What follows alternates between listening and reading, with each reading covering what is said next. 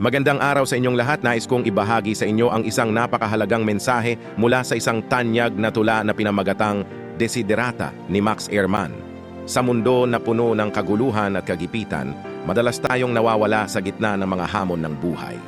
Subalit sa gitna ng lahat ng ito, may isang gabay na maaring ating sundan at iyon ay ang mga salitang makikita natin sa Desiderata.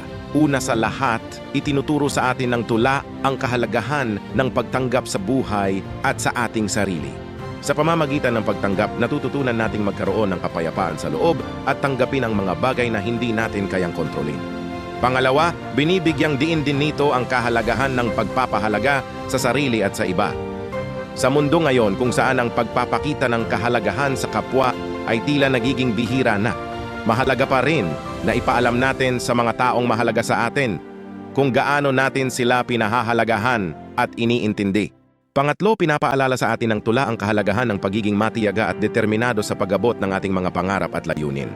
Sa pamamagitan ng pagtitiyaga at pag-persistence, malalampasan natin ang mga pagsubok na haharapin natin sa ating buhay.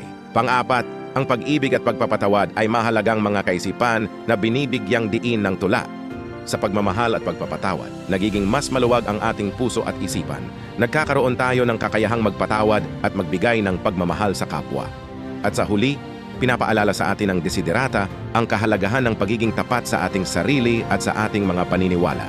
Sa pamamagitan ng pagiging tapat, natututunan nating maging totoo sa ating sarili at sa mga taong nakapaligid sa atin. Sa kabuuan, ang tula ni Max Ehrmann na Desiderata ay isang gabay na maaring ating sundan sa paglalakbay ng buhay, sa pamamagitan ng pag-unawa at pagsunod sa mga aral na itinuturo nito, magiging mas maligaya at makabuluhan ang ating pamumuhay.